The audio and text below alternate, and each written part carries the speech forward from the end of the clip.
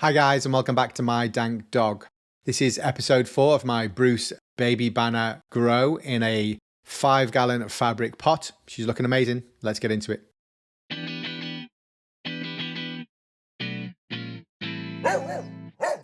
So this Bruce banner has been growing under the Spider Farmer Evo SF2000 grow lights as part of their 2x4 complete grow tent setup. A lot of you guys are asking me about these corner shelves here. They came part of the set, guys.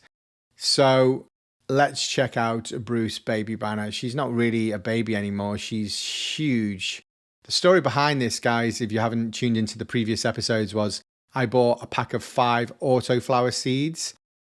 And the first seed I germinated was definitely an autoflower. I've actually got the whole grow. I haven't edited it yet, but it was about 12-week grow. She was an autoflower. And I've got the yield. I've got everything. Yeah, I just haven't edited the video. So that was all done in about 12 weeks, plus the extra time for harvesting and drying, I'd say about 14 weeks. And this plant is 12 weeks old now. And as you can see, she's still got several weeks to go. So the pack of seeds that I got was obviously mixed up. It had autoflower seeds as well as photoperiod seeds in there, which wasn't the best because I started this grow off assuming she was an autoflower. And then at around 7 weeks, I became a little bit suspicious and decided to try and flip her. And after about, I think it was about 12 days, maybe 13 days, she started to show signs of flower. And then we're about 3 weeks after that as well. So this is about 3 weeks of flower. The plant is about 12 weeks old, just a little over 12 weeks old. As you can see, she's pretty big. I was getting worried about how fast she was growing after I flipped her because she grew an extra at least 12 inches, maybe 14 inches. Been having problems with the fungus gnats with her, and I've picked up some of these mosquito dunks. I haven't used them yet. I'm a bit nervous about using them. I don't know if they're going to change the pH. So if you guys are familiar with these and have used them before, please leave your comments below or give me some directions and let me know it's safe to use, and would like your advice on that. I've been growing the plant using Gaia Green 444 was the initial nutrient, and then as soon as she started to flower, I flipped over to the Power Bloom 284, and that is actually when the fungus gnats started to show. Now, I suspect the fungus gnats were probably in the worm castings that I used as a top layer at that stage, but that was when it started to show. When I did a top layer of worm castings and the Power Bloom 284, that's when I started to get the fungus gnats. And as you can see, those stickies are full of fungus gnats.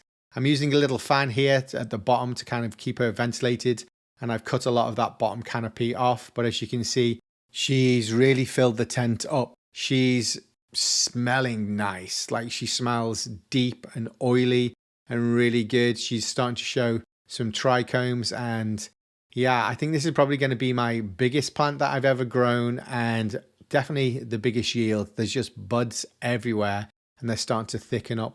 But I think it's probably going to be, I don't know, several more weeks yet before we see any, real harvest of her. But yeah, she's looking great. I really like her. It's doing well under these Spider Farmer lights. So I'm glad that I actually got a bigger tent. She got pretty tall. She's probably around 4 feet tall. In the pot, yeah, definitely about 4 feet, maybe 4.5 feet of the tent she takes up, and the tent is 6 foot. So she does take up quite a lot of room in the tent. Another thing I just got from Spider Farmer here is a 30 times magnifier and a 60 times magnifier. And they've got these cool little LED lights on the back here so that you can zoom in and check your trichomes.